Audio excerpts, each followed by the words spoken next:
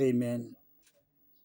May the grace of God our Father and the Lord, our Lord Jesus Christ, be upon all of you and me. Amen. I thank God for the opportunity again to preach. I always give thanks to God. Amen. Makube nani bazalwane umusa nokuthula okuvela kuNkulunkulu Baba wethu nasenkosini uJesu, inkosini yethu uJesu Kristu. Amen. Simbonga njalo uNkulunkulu, simbonge ngokuphila kwethu bazalwane. Amen. Simbonga ngakho konke uNkulunkulu nangethuba abanye bazalwane, ithuba lami lokuba ngikhuluma indaba zakhe ezinhle egameni lenkosi uJesu nangani ekulaleleni bazalwane, ngoba kumele ngimbonge uNkulunkulu ngani ngokubukela nokulalela egameni lenkosi yethu uJesu Kristu. Amen bazalwane. Our title today is a lukewarm Christian. Amen. When a Christian is lukewarm, everything goes. That is why people speak evil against the word of God and the word of our Lord Jesus Christ, because we have lukewarm Christians, not only preachers, but also our fellow brothers and sisters. They keep quiet even if they see things are not going well. So that gives the opportunity to the Gentiles. When I say the Gentiles, I say people who don't, non-believers, to speak evil of Christianity. I'll go straight to the book of Jeremiah, chapter 20, verse 8 to 10. It reads as follows. Jeremiah 20, verse 8 to 10. It reads as follows. Jeremiah says, whenever I speak, I have to cry out and shout, violence, destruction. Lord, I am ridiculed and scorned all the time because I proclaim your message. This is a sign of a true God-called servant. That servant, there will be violence against that servant. They will be, he will be ridiculed and scorned, because he doesn't want favor from people, but he wants favor from God who searches our heart. Even false pastors, false teachers, false prophets, false bishops will ridicule a true servant of God. No matter you are a pastor, you are a bishop, you whatever you call yourself, but you proclaim the word of God truthful. Let me repeat verse Jeremiah chapter 20. Let me repeat the verse 8. Verse 8. Whenever I speak, I have to cry out and shout violence, destruction. Lord, I am ridiculed and scorned all the time because I proclaim your message. I tell people your message as it is, as it says. Because of the people ridicule me, scorn me. Amen. Verse 9. But when I say, I will forget the Lord and no longer speak in his name, then your message is like a fire. It's like a fire burning deep within me. I try my best to hold it in, but can no longer keep it back. Because of being scorned, of being ridiculed, violence against the true servant of God. He says, whenever I say I will forget the Lord, I will not speak. Remember, Paul was stoned so many times. Prophets were killed. Now he says, whenever I keep silence, I say I will not speak. Your message, your word inside me, it burns.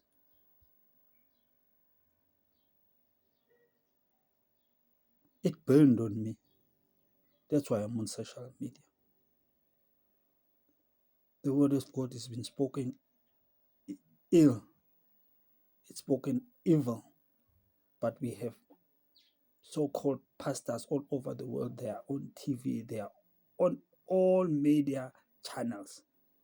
But they don't proclaim, as Jeremiah is saying, the true word of God.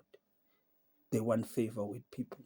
That is why some people speak ill of Christianity. But it doesn't save them to speak ill of the word of God because of a false prophet. You should face him and tell him the truth if you know better. Amen. Let me read it again. Verse 9. But when I say I will forget the Lord and no longer speak in his name,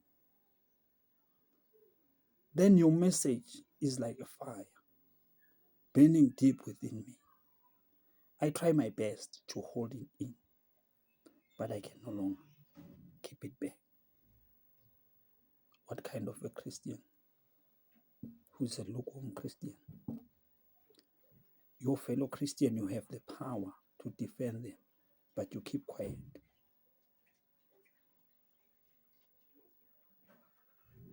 Doesn't it burn inside you that this is wrong? Amen. Verse 10. I hear everybody whispering. Terror is everywhere. So let's report him to the authorities. Even my close friends wait for my downfall.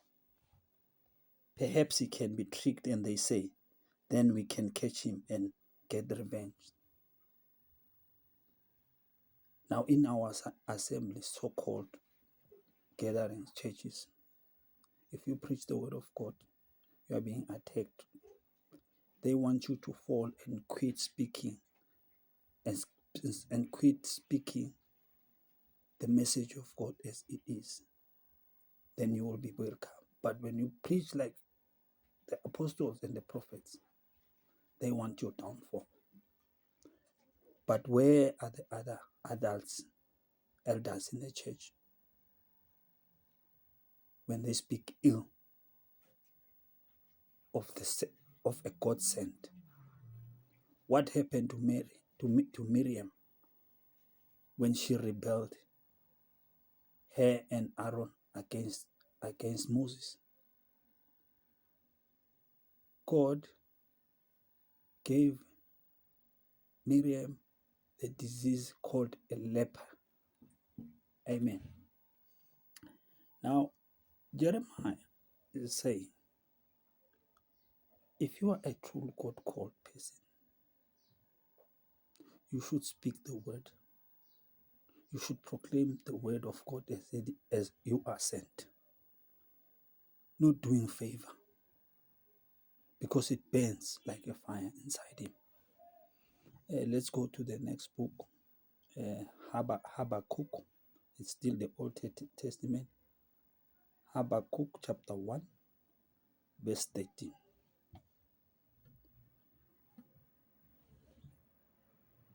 But it's Habakkuk chapter 1, verse 13.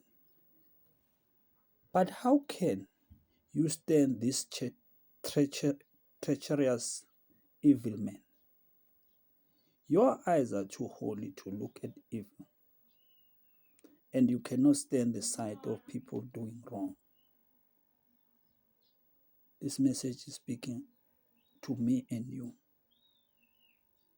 We are saints where we gather to worship God. But we stand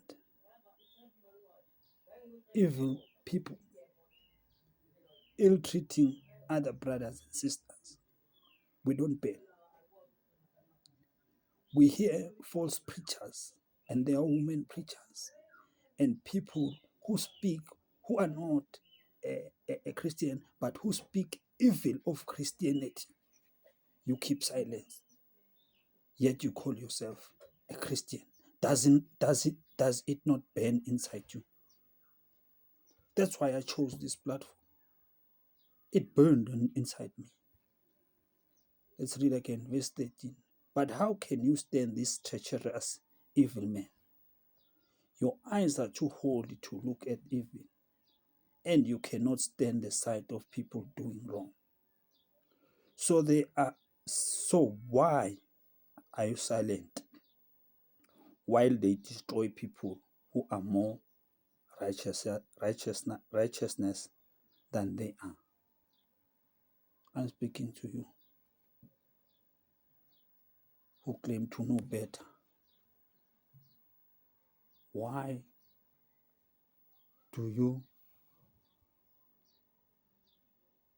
why are you silent while they destroy people who are more righteousness than they are? Why do you let chaos in a place of worship continue? Why are you so lukewarm? You say wrong is right, right is right. Amen. Why? Yet you claim to be a Christian. You claim that you are, let me start from verse 13. You claim that, how can you stand this treacherous evil man? Your eyes, you claim to be too holy to look at evil. Yet you have widows, orphans, pensioners, poor people in your congregation. You have the power to stand and defend them. You don't defend them. Amen. Why are you silent while they speak evil against Christianity?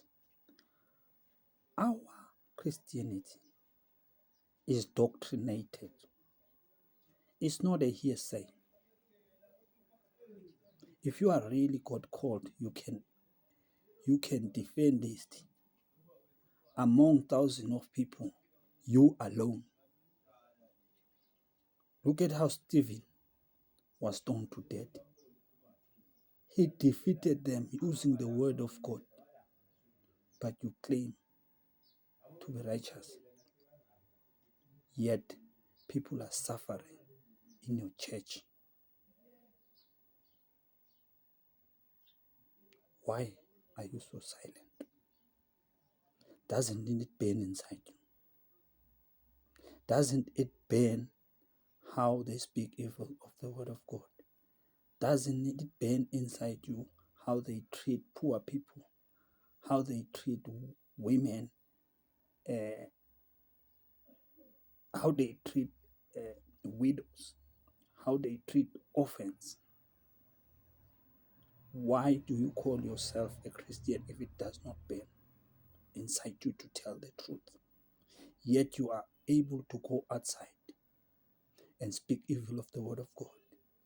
You claim to know the truth, but you don't stand for the truth. You'd rather go out and shout in the social media instead of facing them. You're speaking on the air, yet you know who is speaking evil of whatever you believe in. Face that person and tell them if you are really truth, if you trust your truth. Our Christianity, it is doctrinated. Our Christianity, it has its own foundation. No one is allowed to speak evil of anybody's custom, tradition, where they worship, how they do things. Christianity does not tell us to tell people you've been in a wrong church for your life, in your whole life. You should always listen to the truth. Acts chapter 17. God let all nations take its own route.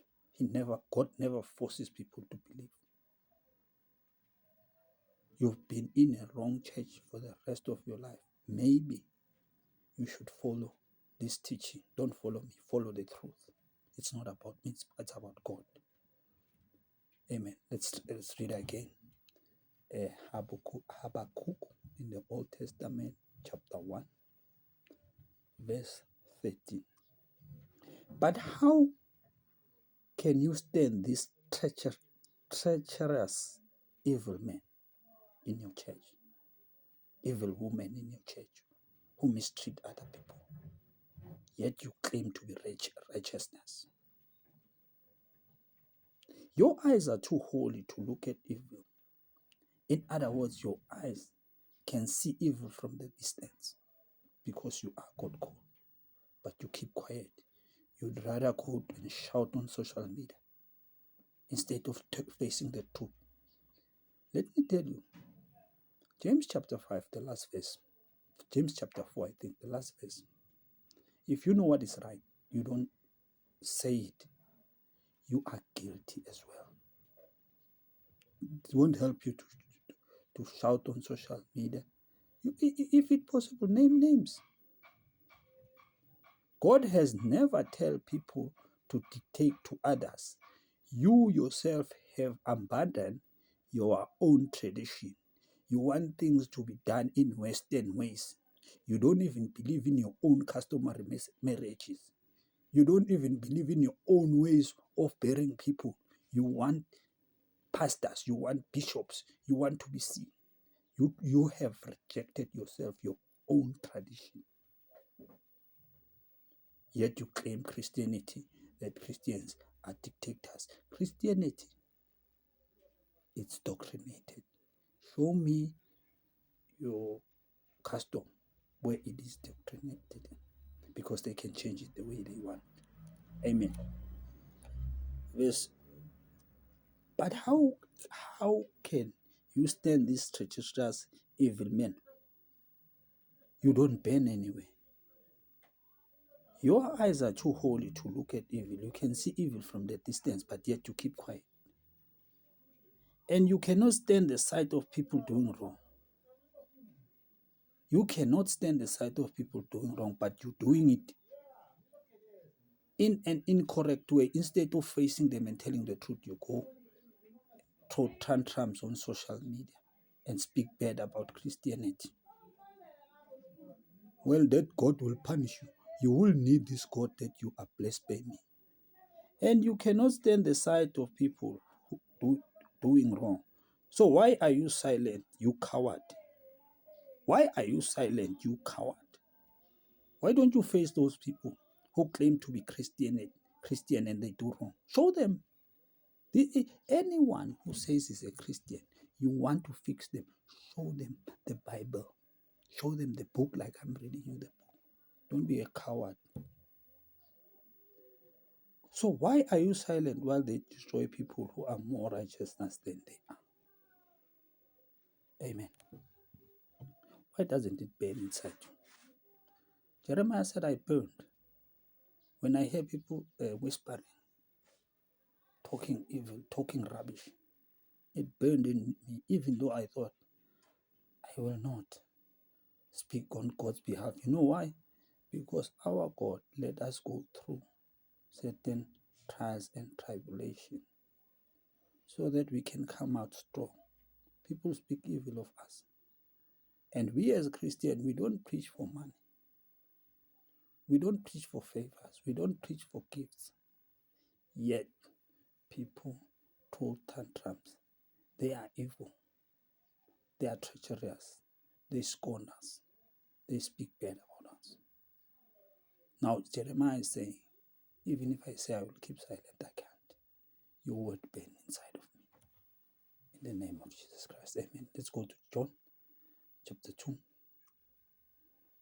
The New Testament, John chapter 2. I think I'll start in verse 14. Yes, I think. John chapter 2, verse 14. Jesus, remember when he went to the temple, it reads as for there in the temple he found people selling cattle, sheep, and pigeons, and also the money changers sitting at their tables. 15. So he made a whip from cords and drove all the animals out of the temple, both the sheep and the cattle. He overturned the tables of the money changers and scattered their coins. 16. And he ordered those who sold the pigeons, take them out of here. Stop making my father's house a marketplace. It burned in him. In what was supposed to be a house of worship, it was turned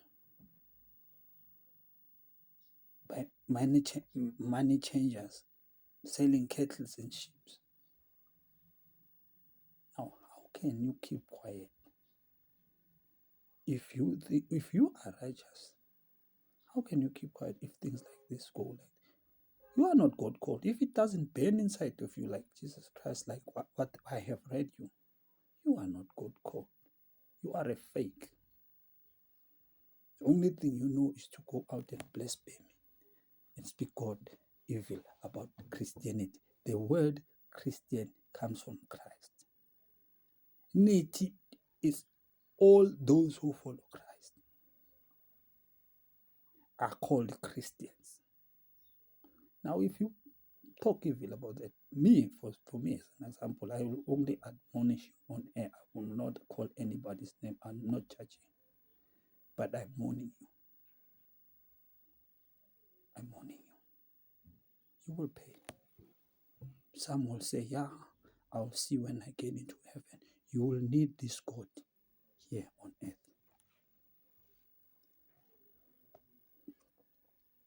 And he ordered those, verse 16, and he ordered those who sold the pigeons, take them out of here. Stop making my father's house a marketplace. Verse 17. His disciples remembered that the scripture says, my devotion to your house, O God, burns in me like a fire. My devotion for your house, my devotion for the temple, the real temple now, which is Jesus Christ, burns inside of me. I'm not fighting for Jesus, I'm fighting for my own Christianity. It burns inside of me, like Jeremiah says in the book that we studied. If I say I keep quiet, I can't keep quiet. I cannot no longer hold it back. It burns inside of me.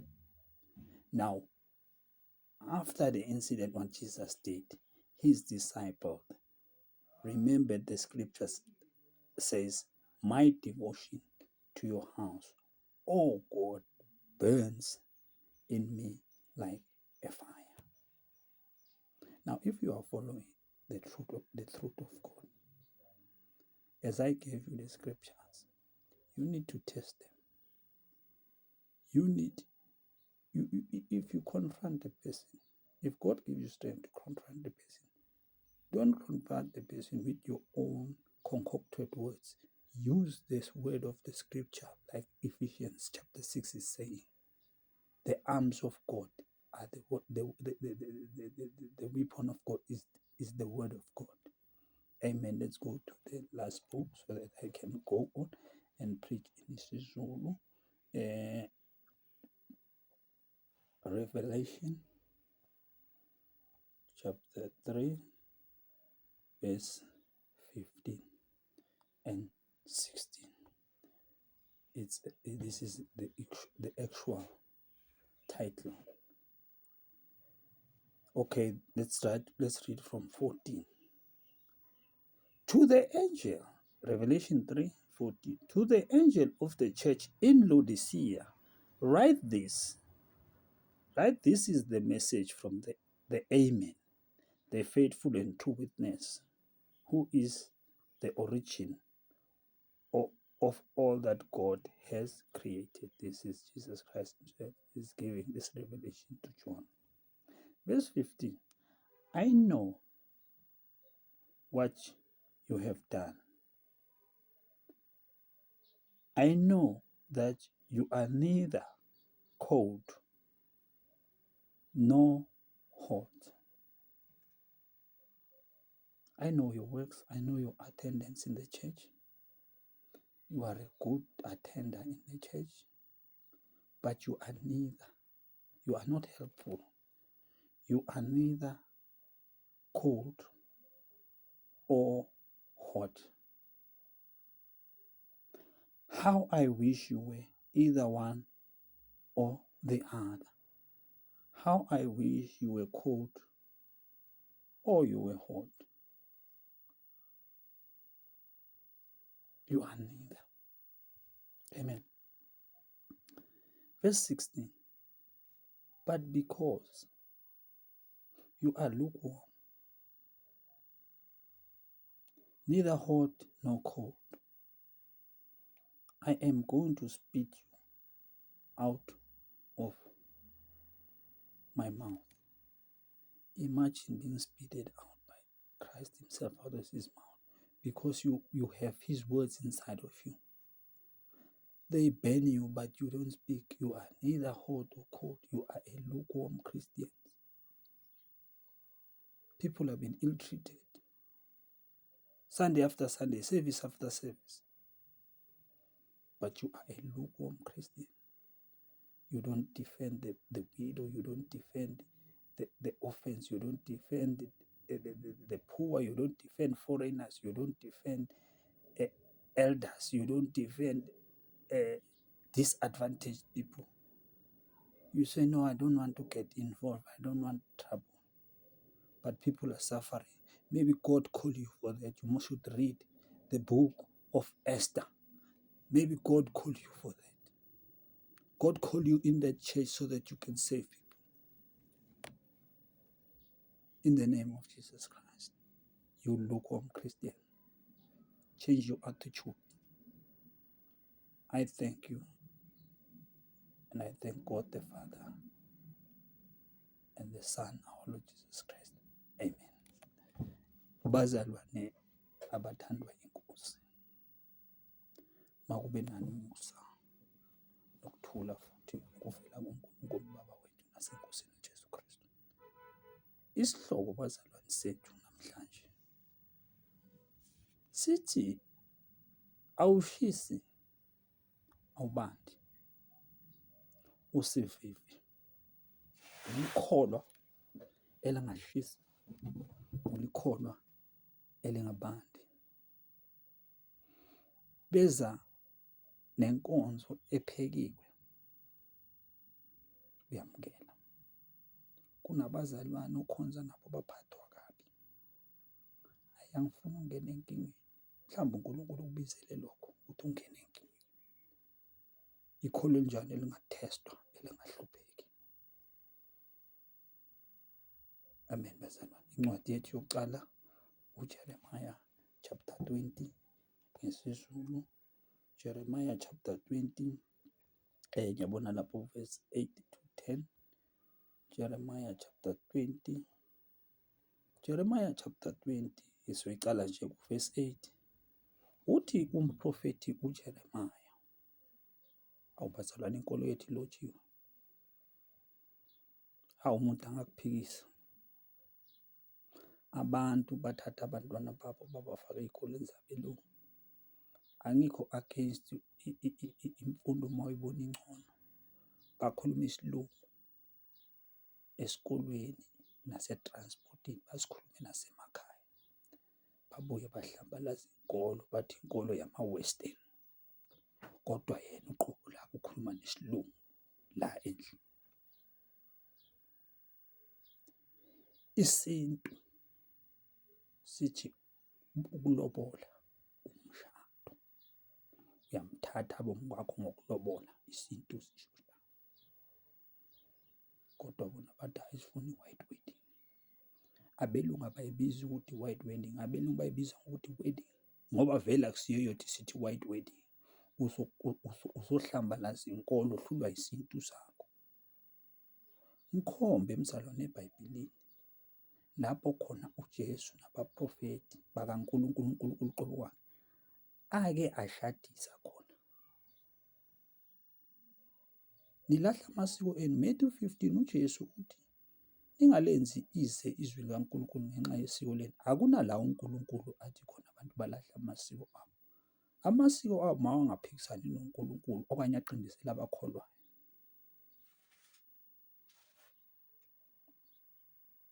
Amen.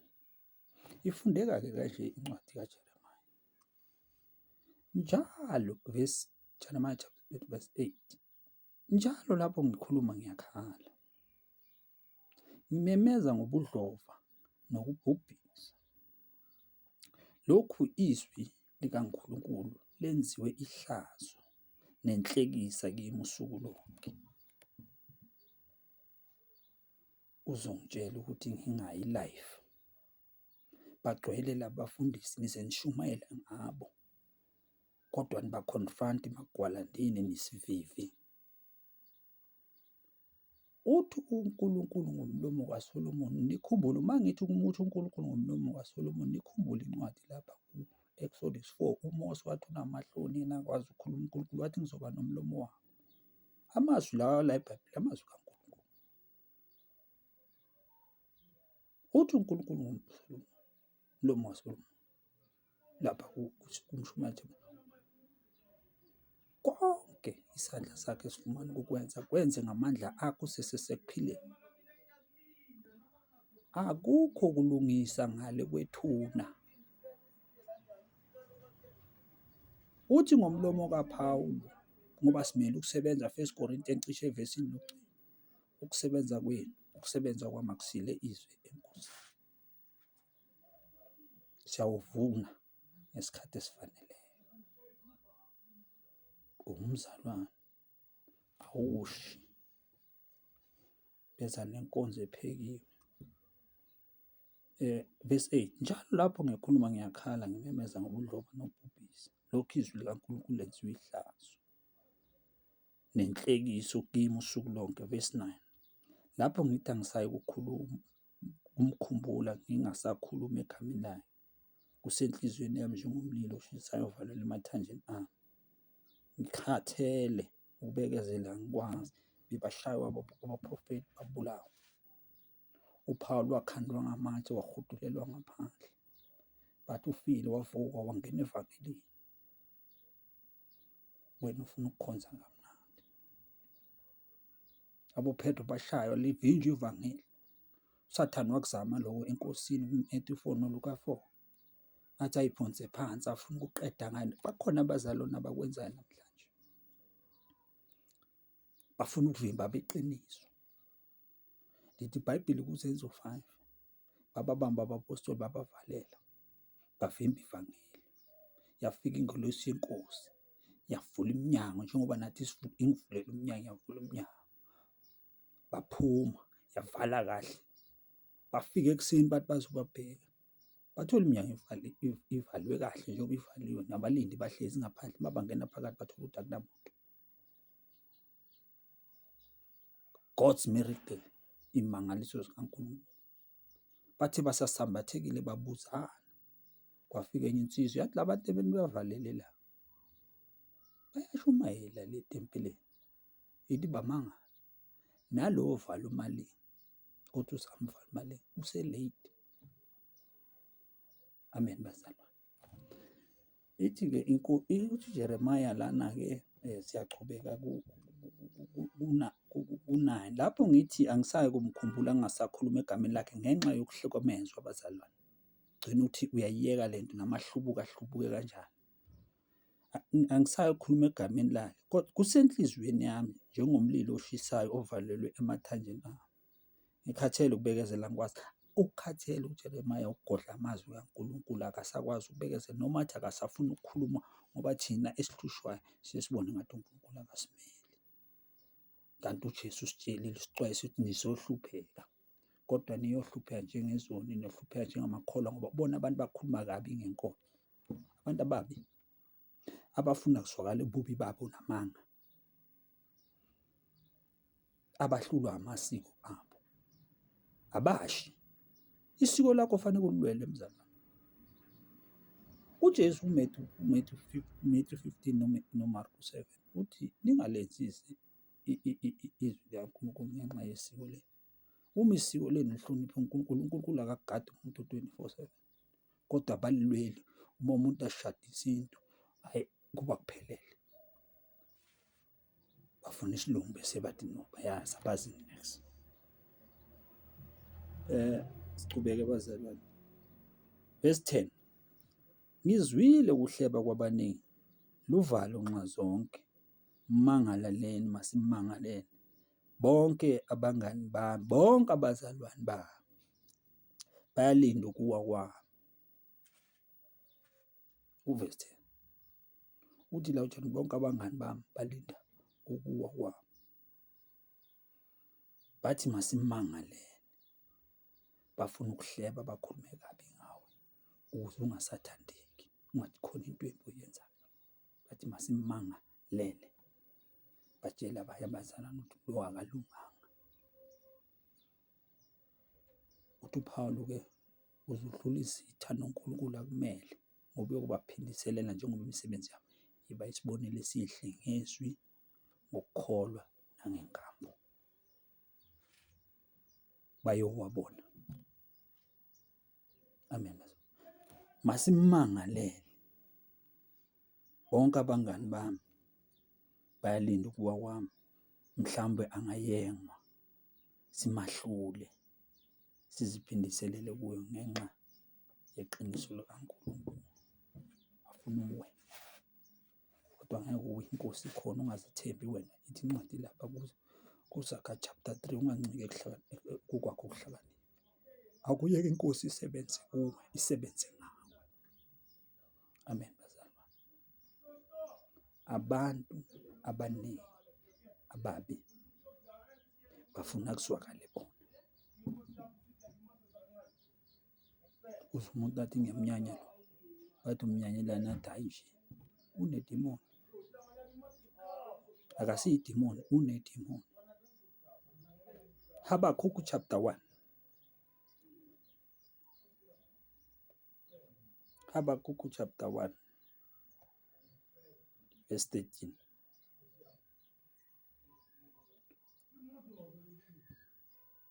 Uthi uHabakukhi, wena omehlo akho ahlambulukile ukuba angaboni okubi, ngamanye amagama amehlo akho mzalwane usheshe uyibone into embi.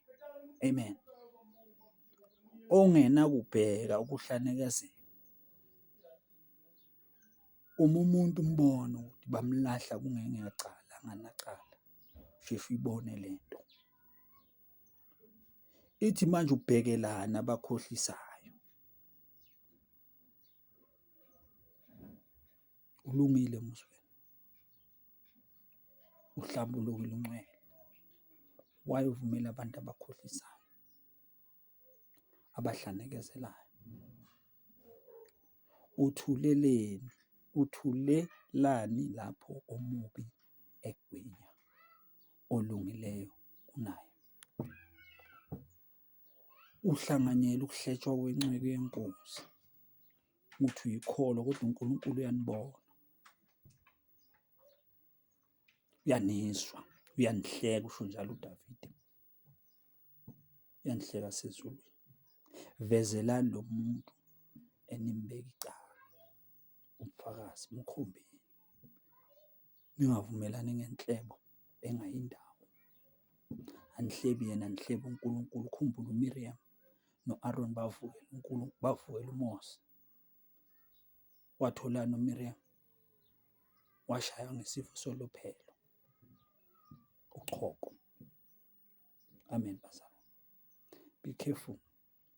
Uze uthi uNkulunkulu kuMiriam no-Aaron, kungani nikhuluma kabi ngenceku yami na? Isitsonga sithi nihlebelane inceku yami na? Be careful mzalwane.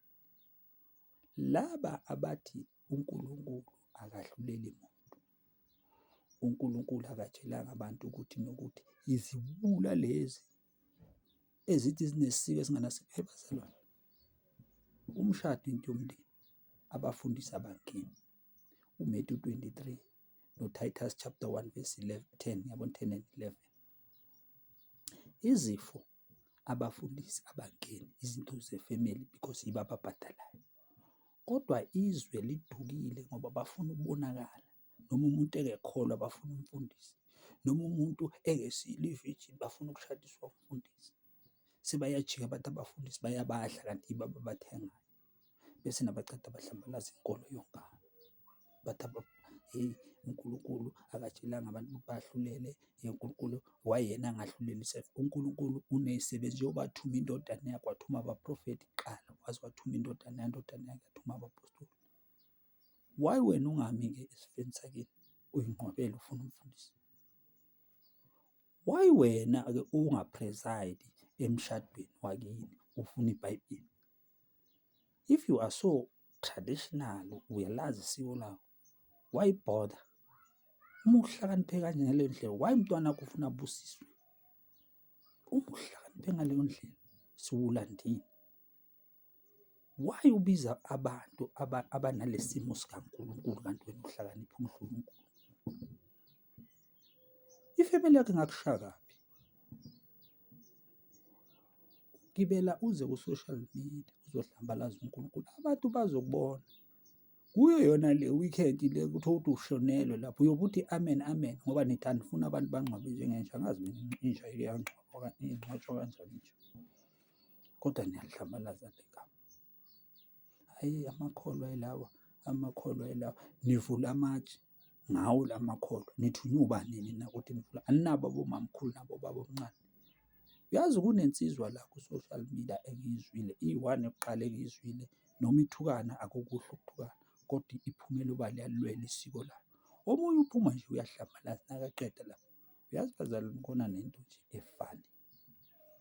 Abomama bayaphuma lapha, baphume bakhaphane, abaningi bafike bathi mena trash. Nedi lingakashoni ilanga ufonela leyo trash indoda yomunye umuntu, manje sizohlangana naphi? uNkulunkulu uyakubuka athi lokhu izokushaya ngesifo esingapholi egameni lenkosi yami uJesu Kristu. Bazalwane, uthi-ke uthulelani lapho omubi egwinya olungileyo kunaye na? Habakhuku chapter 1 verse 13. Ungathuli isiko lakho ulwele nangabe uqondile wena. Thina silwela inkolo ngoba uma ihamba ilahleka sibuyele emibhalweni, ilotshiwe yethu inkolo. Our Christianity is built on the foundation of the apostle and the prophet, Jesus Christ being the chief cornerstone. So we look unto Jesus, the author and the finisher of our faith, because there is no any other salvation, no any other name has been given in this world except the name of the Lord Jesus Christ, whom we will receive salvation. Inkolo yethu yakhiwe phezu kwesiko sabapostoli nabaprofethi, uKristu Jesu uqobo lakhe ejele kubo, okuhlanganiselwe kuJesu isakhiwo sonke size sikhule sibe ithempeli elingcwele enkosini, okukuyo le nkosi unguJesu, thina sakhiwe kanye nabanye ukuze sibe yindlu kaNkulunkulu ngomoya. Ngalokho sibheka kuJesu umqalisi nomphelelisi wokukholwa kwethu, owathi esikhundleni sentokozo wathwala isiphambano nganakuhlazo, wazi wayehlala ngakwesinye sesihlalo sikaNkulunkulu ezulwini. Ilotshiwe yethu inkosi, ngoba ayikho insindiso ngomunye umuntu, alikho elinye igama futhi elinikiwe ebantwini elosindisa abantu, igama likaJesu Kristu. Abantu abaningi bagqoka izambatho, bagqoka amabheji, bagqoka izinto ezirepresenta abantu. Anibathuki, nithuka uNkulunkulu. Ngalelo langa ofelwe ngalo, ungathi ngingaba khona ngikubheke ngoba sengibonisa uyobe ushaya izandla ucula ngayo lo nkulunkulu omzondayo ulandeni. Abantu bajoyina into abayithandayo. uNkulunkulu akafosti muntu ukuthi ambulandele, akafosti muntu. uNkulunkulu uyabazi abantu bakhe. Lapha kumakhosi ngiyabona wesibili u-Eliya wakhala wathi uNkulunkulu badizile ama-althare akho, bawabulela abaprofethi bakho. Yimi engisele ngedwa ngumprofethi. uNkulunkulu wadimana kancane ezweni labe babulawa khona abaprofethi, babulawa uJezebeli. uNkulunkulu wathi bamanga inaba abaprofethi bami 7,000 ikhona. Yabona, waba shocked, kanti abanye bebakhona abawu-100 bafihle u-Obadiya nga-50-50. uNkulunkulu uyayazi into ayenzayo. Mawuhlulwe inkolo yekela uhlambalaza, hamba uyofa mangabe uyafa egameni lenkosi uJesu. Asiyeni-ke kuJohn chapter 2. Ngathi manje sengizoceda. John chapter 2. Siyasha thina abazalwane ngenkolo lokuthi baKhristini, lokhu maKhristini lo sawuchayisa imoto ohamba nayo kuqhwale wena uyi-one, uzomfuna lo, uzawufuna lo mthandazo, and umthandazo uzokuphilisa. Ithi incwadi wesifazane angakhuluma lo mlando lo ungathuka. Ithi kodwa wayenomobho, wabhadala, wakhokha inyanga kusho inyanga lezi, kusho abo-doctor, u-doctor ngesintu inyanga. Wakhokha inyanga, kusho ngamagama akhokhela ama-operation amaningi azangapheli. Kodwa kwathi kufika lo Jesu wamthinta ingubo kuphela, azangenza waphola. Uzomfuna lo nkulunkulu omthukayo, uzomfuna.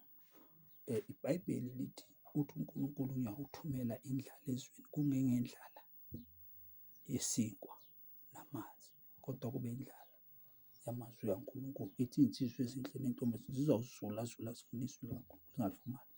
Delela wena ithunya zikaNkulunkulu ezikushumayela amahhala, uyozifuna ngeke uzifumane ngegama lenkosi yethu uJesu Kristu.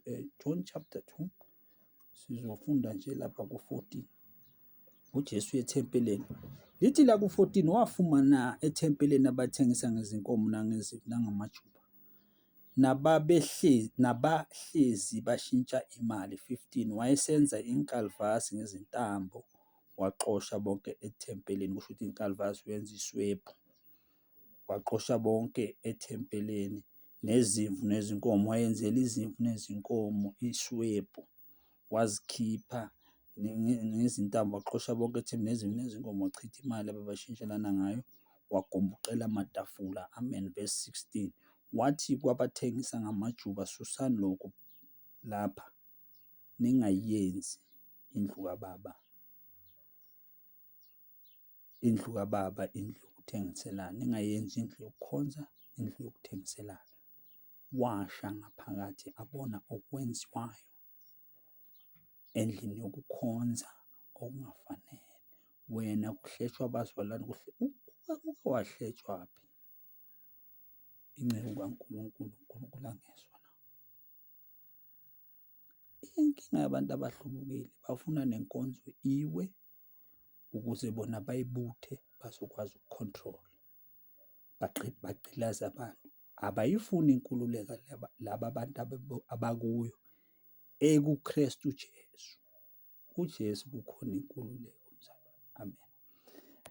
Verse 17, abafundi bakhe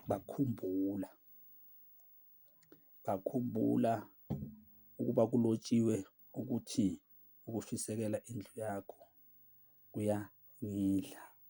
Incwadi esicale ngayo, ukushisekela indlu yakho kuyangidla. noJesu naye washiseka, noHabakukhi uyabuza ukuthi awushi ngani na? Umzalwane, awushi ngani?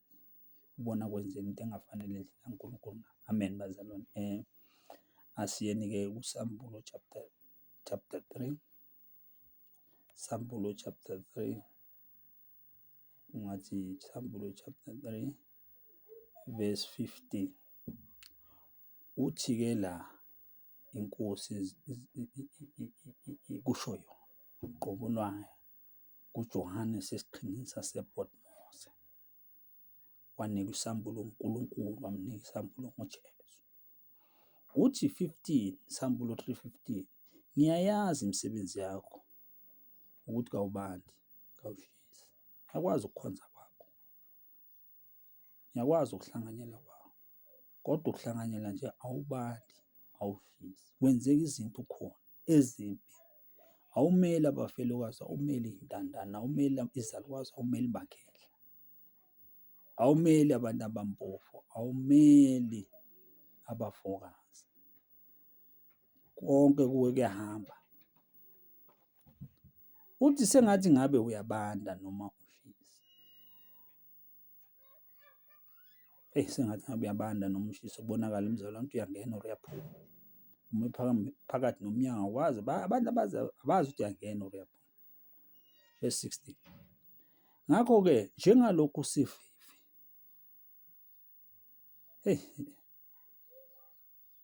njengalokhu sivivi, ungashisi ungabandi, ngiyakukuhlanza uphume emlomeni wakho. Ngiyakukuhlanza uphume. Bakhona-ke abahlanzwe inkosi bafundisa ngenkani, abanawo umoya wenkosi, ababazweli abanye abazalwane, abathestwa labo bazalwane ngoba basebenzela uyise wabo uSathane. uMatthew 25, yabona lapha verse 41, noMatthew 7, uthi asibo bonke abashoyo kimi ukuthi inkosi inkosi bayongena embusweni wezulu. Umzalwane uhlala ajabulile ukhuba abazalwane, uhlala ajabulile usebenzela uyise uSathane. uSathane ukhuba abantu, ngafuna ukuthula, kodwa uyambona uthulile uthi amen. Ngifunde futhi 15 and 16. Ngiyayazi imisebenzi yakho ukuthi kawubandi kawushisi, sengathi ngabe uyabanda noma ushisa. Ngakho njengalokhu usivivi, ungashisi ungabandi, ngiyakukuhlanza uphume emlonyeni wakho. Awushi wena, kwenzeka izinto awushi. Manje inkosi ikhethe umuntu wrong, ikhethe umuntu wrong. Hhayi, abazalwane bayathethiswa, bathethiswa yindoda phakathi kwenu. Anibamele yazi si-maintain i-peace. Inkosi ikhethe umuntu wrong. Mhlawumbe yanihlanza, mhlawumbe mina ngifile yanihlanza kudala inkosi, anihlabeki. Uhlalisa indoda yomfazi enabantwana, indoda enentshebe esebenzayo ehola ebheke, uyihlalise ngathi irabishi. Bathula abazalwane, hhayi thina asifuni msindo. Ofuna umsindo kanjani mzalwane? 2 Timoteyu chapter 1 nesambulo ngiyabona 22 or 21.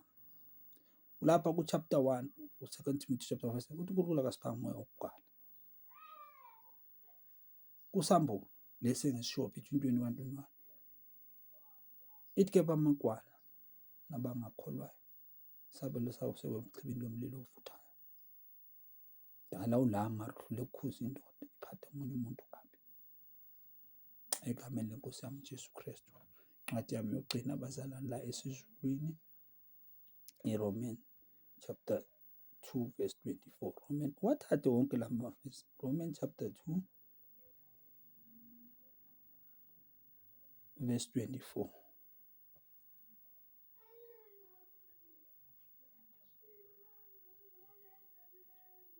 Ifunde kanje. Ngokuba Romans chapter 2 verse 24. Ngokuba igama likaNkulunkulu liyahlanjalaza phakathi kwebezizwe ngenxa yenu nina bantu malunga, bafundi, babhishobhi, bafundisi, baprofeti, bapostoli, abasivivi. Igama, ngokuba igama likaNkulunkulu liyahlanjalaza phakathi kwebezizwe ngenxa yenu, njengalokho kulotshiwe egameni lenkosi uJesu. Umusa wenkosi ube nani.